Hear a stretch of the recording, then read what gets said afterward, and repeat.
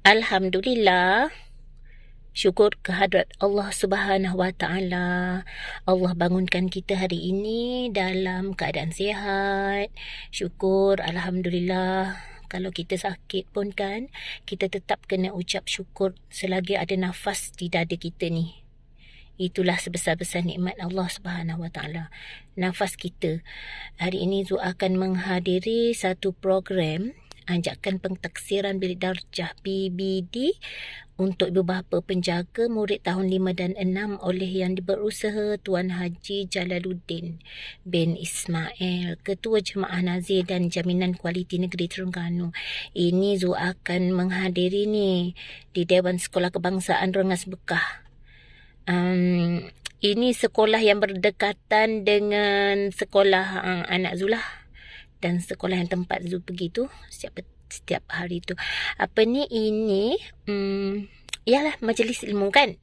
Semua yang diceritakan nanti pasti akan menjadi ilmu dan panduan untuk kita lah kan. Kalau ada program apa-apa, kerja-kerja kita tu kita letak tepi dululah kan. Kalau hal anak ni kita kena dahulukan lah. Semoga dipermudahkan urusan lah hari ini. InsyaAllah amin. Kalian juga semoga dipermudahkan segala-galanya. InsyaAllah amin. Amin. Amin. Ya Allah. Alhamdulillah hari ini cuaca. Tengok tu cuaca hari ini. Hujan. Sejuk lah kan sedikit di tanah bumi ni. Di tanah negeri Terengganu pada pagi ini. Sejuk lah sikit kan hujan. Apa ni? Kalau panas tu jemur kain kering. Tapi sekarang ni tak ada isu-isu dah jemur kain ni kan. Semua dah hantar dobi dah. Kat rumah pun dah ada mesin pengering.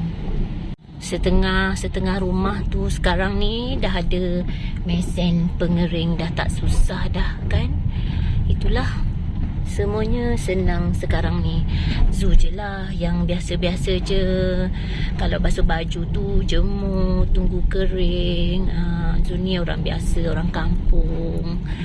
Orang sekarang ni dah moden. Kalau hujan hantar dobi kan. Tak apa, itu satu kemudahan. Tak salah. Tak salah itu semua tu. Yang penting amalan kita lah, niat kita tu dengan Allah Subhanahu Wa Taala setiap masa, setiap detik kan. Ini tempat Zu lalu ni, ini kedai nasi dagang lah kat situ. Baru buka agaknya. Atau Zu yang tak tahu sebab Zu ni bukannya kaki jalan, bukannya pagi-pagi kesana ke sini. Tidak. Itu bukan Zu. Zu ni keluar ni pun sebab ada kerjanya. Kerja penting lah kan. Kalau saja-saja nak jalan tu tak boleh lah. Tak boleh. Takkan saja-saja tu tak adalah. Benda penting aja yang buat kita kesana kemari. Ini Kampung Rengas Bekah. Di sini juga kawasan keropok ni. Ada keropok yang keping tu, ada keropok leko di sini. Dekat kawasan ni Rengas Bekah. Rengas Bekah. Kalau orang Terengganu cakap Rengah Bekah, beli kepuk Rengah Bekah. Okey, belakang sana tu tempat yang Zu tunjuk tu, ini sebelah ni kedai keropok kan. Yang belakang sana tu itu sungai tau. Sungai menghubungkan antara ni Tasik Kenyir juga. Nanti hujung sungai tu muka Kuala Terengganu lah. Ke Kuala Terengganu. Ini hujan ni, tapi jalan tetap juga sibuk kan. Itulah dunia hari ini. Inilah sekolah ni, sekolah Rengas Bekah. Itu nampak tu sekolah kebangsaan Rengas Bekah, Kuala Terengganu. Ramai juga mak ayah yang baru sampai ni nak parking kat mana lah kan. Harapnya ada lah parking. Zu cari parking yang dekat dengan pagar sekolah. Nanti harapnya mudah lah kan nak keluar. Sekolah Rengas Bekah ni dia tak ada dewan. Dewannya tu maksudnya di kelas lah, di kelas. Ini suasana dalam sekolah dia ni. Masuk ke dewan.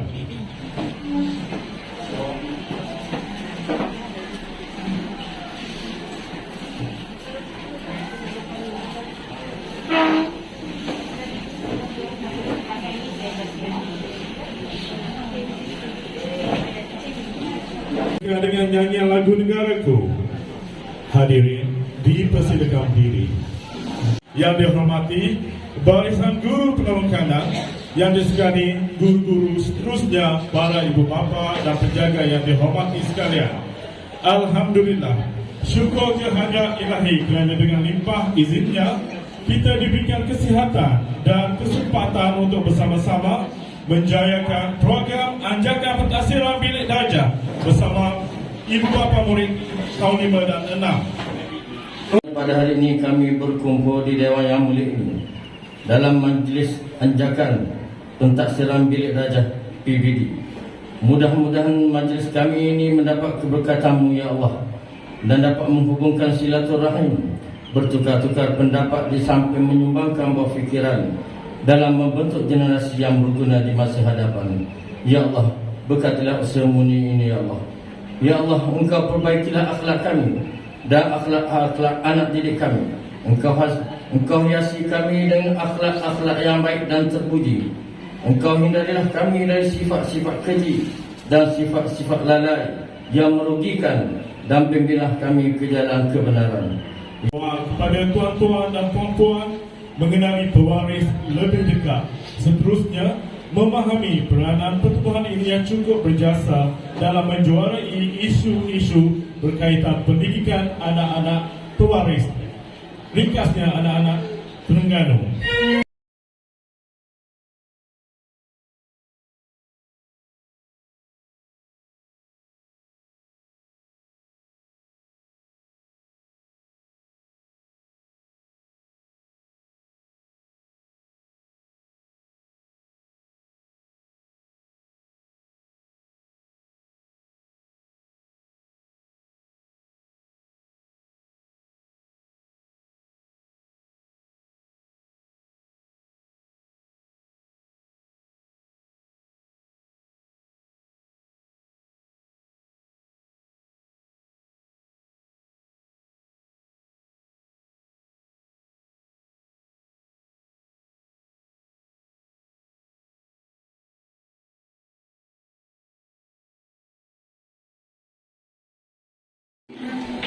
Yang saya hormati sahabat seperjuangan saya, wajang kita dapat laksanakan sebaik mungkin secara bersama. Sebab itu penting ibu bapa sekalian, apa saja yang dilaksanakan oleh pihak sekolah, kita hendaklah memberikan kerjasama yang baik. Apatah lagi dalam perkara baru ini, pentadsiran bilik darjah. Sebenarnya dalam sistem pendidikan kita, bila kita bercakap soal pendidikan ini sentiasa berubah kepada yang lebih baik. Bermula matematik, dulu kita belajar 1 + 1 2, kaedahnya lain. Anak kita belajar, dia marah kita. Selalunya pergi main, cikgu nilai kita. Makannya ada. Makan cikgu capur sampai dah jam 6. Tanya nak sekolah dengar tak? No. Dah 6 tak? No. Anak kena ikut. Cikgu suruh buat apa, kena buat. Kita tak faham lagi. Kapur gitu dulu. Jadi hari ini, kita akan difahamkan pula apa yang dikatakan belajar digradekan sebagai tahap 1, 2, 3, 4, 5, 6. Bagaimana kita kena ambil peperiksaan khas untuk masuk asrama penuh. Kita akan difahamkan hari ini supaya nampak lebih jelas. Untuk kita cerita kepada anak kita kena buat perkara ini. Ada grade A, B, C itu tidak ada. Penilaian itu tak ada. Tahap perkiraan ada. Dan tak kapur dahulu kalau kita kelas belakang, bukan kelas C, ni kelas orang bodoh. Cikgu pun malas masuk mengajar, mak ayah pun malu atau anak kelas bodoh, kelas C. Hari ini tidak ada. Dan bentuk grade tidak ada. Oh, kelas saya nak Ali, saya nak Umar, saya nak Osman. Untuk, bukan saja tu untuk budak saya nak Umar ni siapa? Budak nak faham. Nama itu dan pada masa yang sama tak membezakan tahap belajar. Hari-hari yang mendatang lebih baik daripada yang berlalu. Maknanya Nabi cakap tu khabar maksudnya lebih mudah. Apa saja yang kita buat mesti lebih baik daripada sebelum ini. Dalam konteks kita mampu berada dalam tahap kita hari ini, sudah pasti kita nak anak-anak kita lebih baik daripada apa yang kita ada hari ini. Sebab itu kita diajar berdoa kepada Allah, ya Allah ya Tuhanku, berikanlah kecemerlangan kepada anak-anakku, ya Allah ya Tuhanku, biarlah anak-anakku ini lebih baik daripada apa yang kita pada hari ini. Kita berdoa dengan Allah. Dan kita juga berusaha ke arah itu. Sebab itulah kita datang ke sekolah pada hari ini. Terima kasih banyak. Meninggalkan kerja-kerja kita. Saya faham hari ini bukan hari cuti, tapi komitmen kita datang kerana anak-anak kita.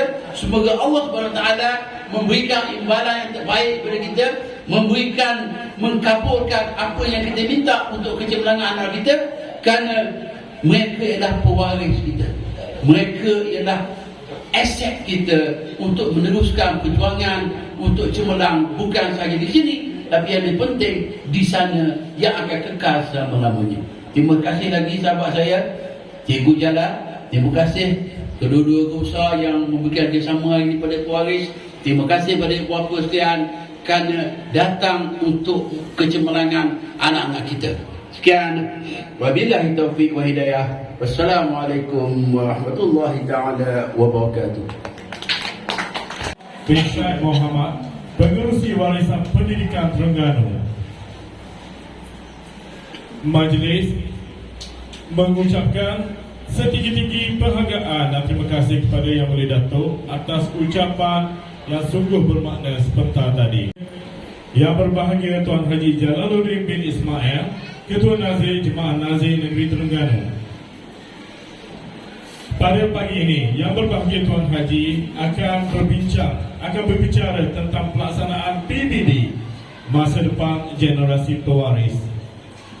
Tanpa melengahkan masa, majlis dengan segala hormatnya mempersilakan.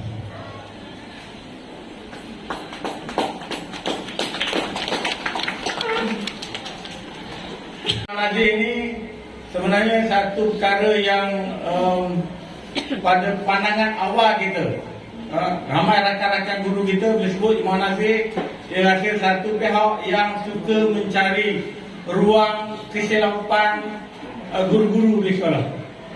Sebenarnya tuan-tuan, untuk makluman, Jemaah Nazir adalah satu institusi ataupun satu badan yang telah dilantik oleh Menteri Pendidikan di bawah kuasa Menteri, di bawah Akta 550, Akta Pendidikan 1996, yang menyatakan bidang kuasa Jemaah Nazir adalah untuk menjadi satu pihak dalam konteks pemastian standard kualiti pendidikan berlangsung atau dilaksanakan mengikut standard yang sepatutnya diberikan kepada semua warga pelajar di seluruh negara. Jadi kami di Jemaah Nazir Negeri Terengganu ada anggotanya seramai 17 orang, kebanyakan grade tinggi-tinggi, guru-guru yang berpengalaman, yang dipilih dan dilatih. Kita pilih daripada mereka yang punya kelayakan, kebolehan, kepakaran dalam mata pelajaran tertentu, dan dibawa masuk ke Jemaah Nazir untuk memastikan PDP, mana pelaksanaan pengajaran dan pembelajaran dalam bilik darjah dilaksanakan oleh rakan-rakan guru kami dengan mengikut standard yang ditetapkan oleh kementerian.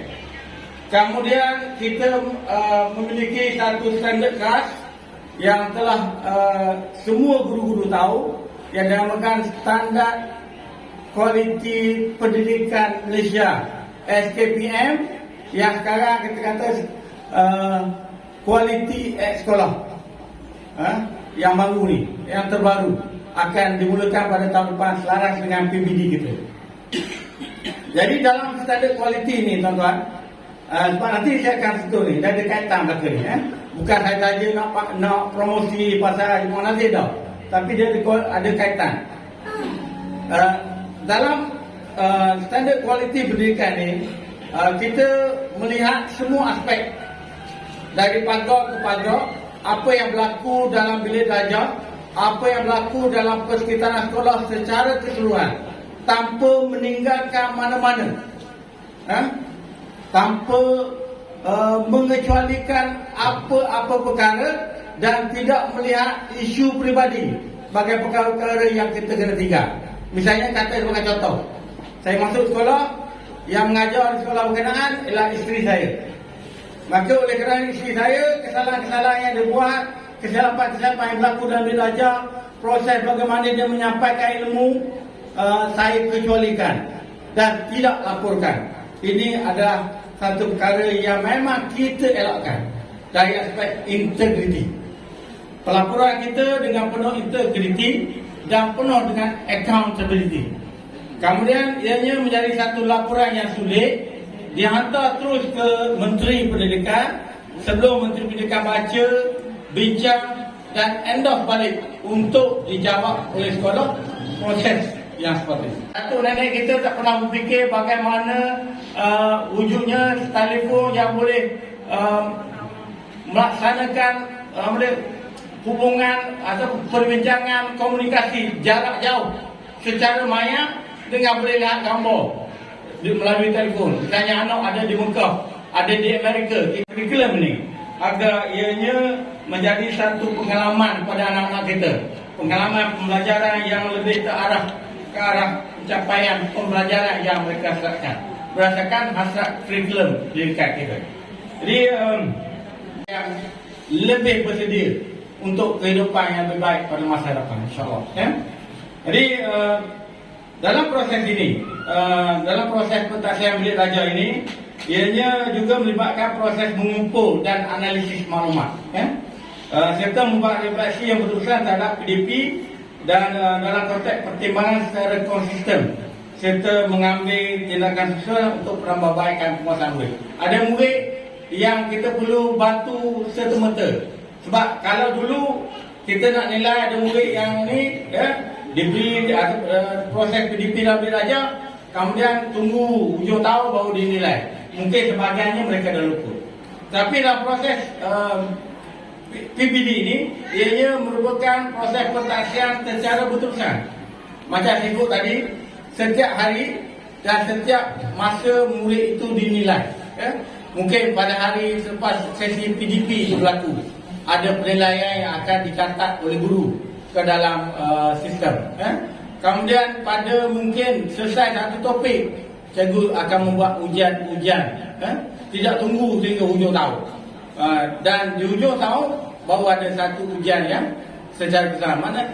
Dia akan kumpul dan mereka akan analisis di mana, kat mana yang boleh guru membantu murid ini untuk memastikan mereka pada akhirnya memperoleh pencapaian yang sepatutnya. Jadi saya nak ingat tuan-tuan, saya ni orang Ulu Terengganu, jadi takut nanti ada kata-kata Ulu tak faham tu kena kabar bawah macam bimbang. Sebab ayah orang Ulu lah. Itu lagi sumatif. Dan dalam pentaksiran bilik belajar ini, guru akan dapat mengesan pengetahuan apa yang kita kata pengetahuan sedia ada murid. Apa yang sebelum dia masuk bilik belajar, sebelum proses DP itu, cikgu akan kesan. Dan semua direkod, dicatat. Kemudian guru juga akan dapat melihat perkembangan murid secara menyeluruh. Tidak hanya satu-satu aspek saja. Semua apa yang menjadi kegemaran mereka, kebolehan mereka, kepintaran mereka dalam aspek apa proses kreativiti anak-anak kita. Ada anak-anak yang pandai melukis, bagaimana guru-guru memastikan ianya diperkembangkan bakat mereka, kebolehan mereka. Ini proses yang berlaku dan semua direkod oleh rakan-rakan guru. Mengenal pasti kekuatan dan kelemahan murid dalam pembelajaran. Dan beberapa perkara lagi lah. Kemudian rezeki murid. Murid akan dapat mengesah perkembangan diri mereka, kena pasti kelemahan dan kekuatan mereka kat mana. Bila mereka tahu kelemahan mereka, mereka akan segera atasi. Akan dibantu oleh guru setelah guru melihat ada kelemahan-kelemahan yang perlu segera diatasi oleh murid berkenaan. Jadi apa yang berlaku adalah perkara yang lebih baik daripada sistem yang berlaku sebelum ini. Guru ini orang yang pakar dalam bidang mereka. Guru ini akan merancang dan ubah suai mana-mana. Ada murid yang perlu diajar secara laju dalam kelas. Ada murid yang cikgu kena ajar secara mungkin 2 kali ulangan yang kita sebut pembelajaran terbeza. Cikgu boleh bezakan murid dia dari pencapaian. Yang laju dia akan beri mungkin latihan yang lebih. Yang agak lemah sedikit latihan yang lebih sedikit. Kemudian tetapi hasrat untuk mencapai objektif pengajaran pada hari berkenaan tercapai sepenuhnya, insya-Allah. Jadi kita juga nak mengetahui keberkesanganan pengajaran. Cikgu pun bila dia mengajar, dia nak tahu tak dia mengajar ni budak mana tak. Ketika PDP itu berlakulah kelemahan-kelemahan, murid ini akan cuba diatasi oleh guru-guru dan dibuat apa yang disebut tadi pembelajaran terbeza. Jadi seterusnya guru-guru yang kita sebut tu, yang terakhir tu, mengambil tindakan susulan sesuai dengan apa yang kelemahan-kelemahan itu dengan serta-merta. Dia tengoklah budak ni lemah dari segi campur, dari segi mendarat dan sebagainya, maka segera bagaimana proses, bagaimana dia nak selesaikan supaya akhirnya di akhir pembelajaran pada hari berkenaan murid berjaya memahami topik yang berkenaan secara kemudian kepada murid, kepada murid sedar di mana dia pada ketika itu. Ya, ada sebab dalam kelas itu ada campur macam-macam kepakaran, kepandaian yang berbeza, kepintaran yang berbeza. Jadi dia akan lihat perkembangan diri dan wujud apa yang tersebut proses yang sangat positif, mana persaingan dan cuba untuk sharing kebolehan dalam kelas ini, insya-Allah. Murid juga kena pasti dari kelemahan dan kekuatan mereka, dan yang akhir sekali ini yang kita harap dalam sesuatu proses PDP, pencapaian murid dapat kita tingkatkan, insya-Allah. Jadi kita harap ibu bapa mainkan peranan juga. Jangan biar hanya murid, hanya guru mainkan peranan juga untuk sama-sama bekerjasama dengan guru-guru di sekolah bagi memastikan kemajuan pembelajaran anak-anak. Jadi kita ucap terima kasih, tahniah ramai yang datang pada hari ini, yang saya tahu sebahagiannya meninggalkan kerja hakiki mereka, sama ada di dapur ataupun di rumah atau di pejabat dan sebagainya. Terima kasih tuan-tuan. Tuan-tuan, orang-orang yang sangat canda untuk memastikan kelangsungan pendidikan anak-anak berlangsung dengan baik, insya-Allah. Terima kasih. Semoga kehadiran tuan-tuan ini diberkati dan dirahmati oleh Allah Subhanahu Wa Taala demi untuk anak-anak kita di masa depan mereka. Kemudian kita harap juga ini peluang yang ibu bapa boleh ambil, di mana dengan apa yang berlaku, proses penilaian data maklumat yang cikgu-cikgu rekodkan ini, maka ini menjadi asbab punca kepada rapatnya hubungan guru dengan ibu bapa, di mana ibu bapa boleh datang ke sekolah pada bila-bila masa untuk mengadakan perbincangan dengan guru tentang dia dah nampak berdasarkan pada data-data yang dikemukakan dalam sistem itu. Kita boleh cek, kita boleh lihat, maka dari data itu kita boleh jumpa guru untuk tanya apa cara ataupun perkara yang boleh kita bantu anak kita supaya ianya meningkat pencapaian mereka pada masa depan, tahun depan, insya-Allah. Sebab tu dia buat banyak sesi lah kepada penangan, kepada pengetua, guru besar, guru-guru dan sebagainya. Ini paparan ini adalah melibatkan jenis-jenis pentaksiran yang ada kepada anak-anak kita. Yang pertama formatif, formatif, di mana guru melaksanakan pentaksiran secara betul. Pada pertengahan sesi akademik, apa yang saya sebut tadi, pentaksiran berterusan yang melibatkan formatif dan sumatif, dua benda. Yang secara bertulisnya atau secara lisannya, dan pelbagai cara lah yang akan dibuat oleh guru untuk menilai prestasi pencapaian murid dalam bilik darjah, sama ada secara langsung atau tidak langsung. Kemudian guru-guru akan rekodkan. Karena pada setiap akhir akademik, pentaksiran secara berterusan sama macam yang sebelum tu, dan dia ada satu lagi iaitu yang disebut sebagai ujian akhir sesi akademik yang melibatkan ujian sumatif. Ujian yang macam UTSA tu lah. Ada ujian bertulis sama ada A ke, pilihan A, B, C, D ke, atau secara mungkin dipanggil benda panggil tu mengisi kosong atau karangan benda macam tu dan barulah pada peringkat berikutnya dia pergi ke tahap untuk peringkat serta. Jadi proses ini berlaku sepanjang masa. Saya ulang kali lagi, ia berlaku sepanjang masa secara berterusan maksudnya, dan akhir sekali baru ada. Kalau dulu kita hanya ada satu saja ujian, dan satu-satulah yang akan menentukan hidup dan mati kita. Maksudnya dia boleh hidup tak dengan cemerlang untuk pergi ke sekolah bersama penuh, ataupun dia ada sama level dengan orang lain yang tak berjaya.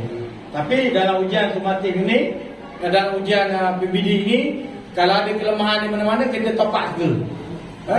Sebelum pada ujian akhir yang menentukan final itu, kita boleh bantu.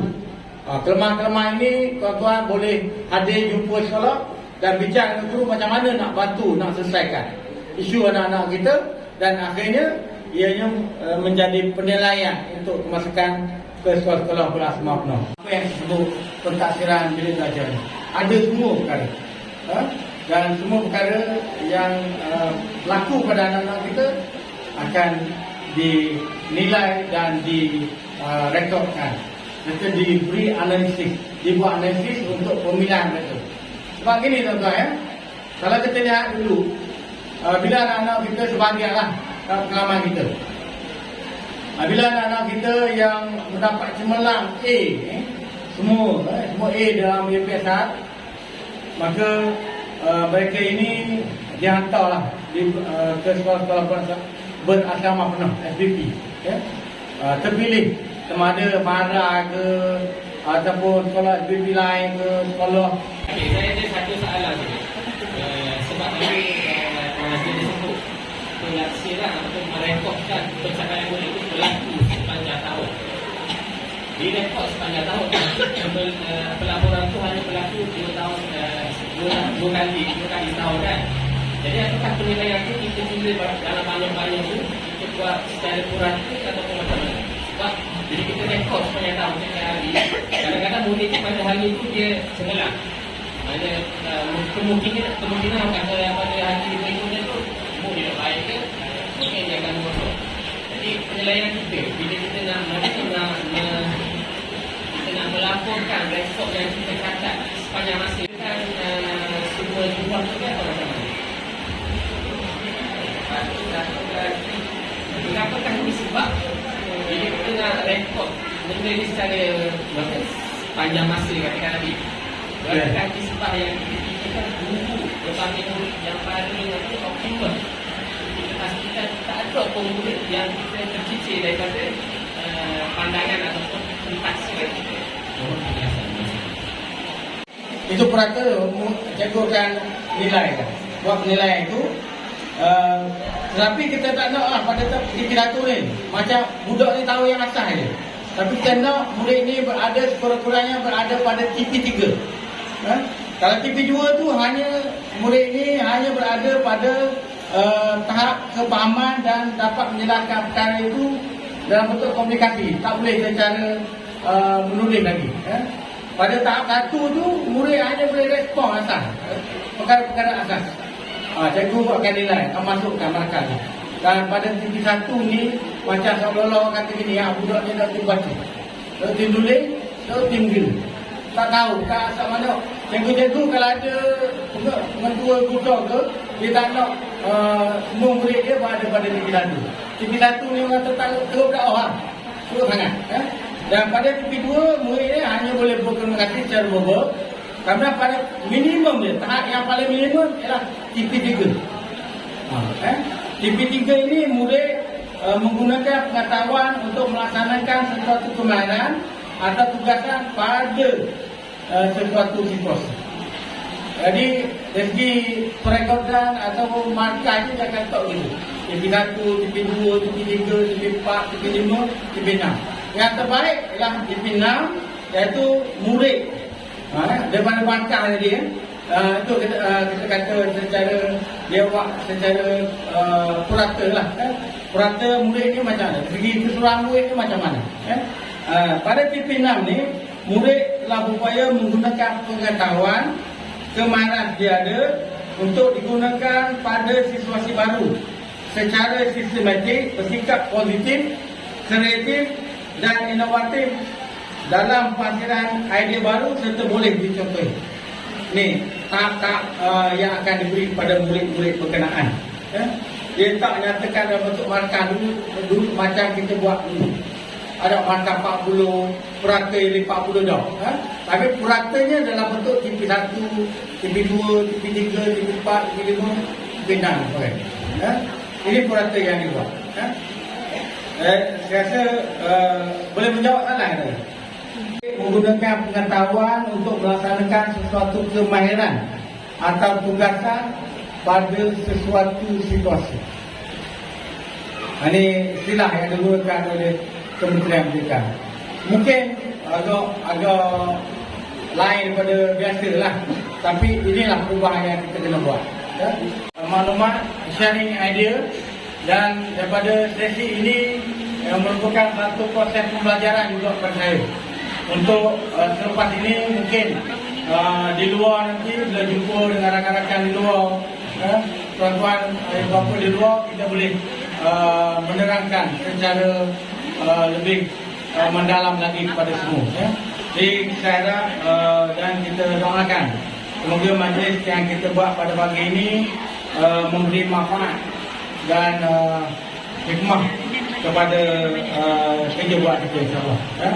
Dan semoga ia juga memberi manfaat kepada anak-anak kita untuk hidup dalam masa depan mereka yang lebih baik sesuai dengan zaman mereka satu masa nanti, insyaAllah. Sebarang kelemahan tentu kata saya harap dimaafkan. Wabillahi taufiq wal hidayah. Assalamualaikum warahmatullahi wabarakatuh. Terima kasih.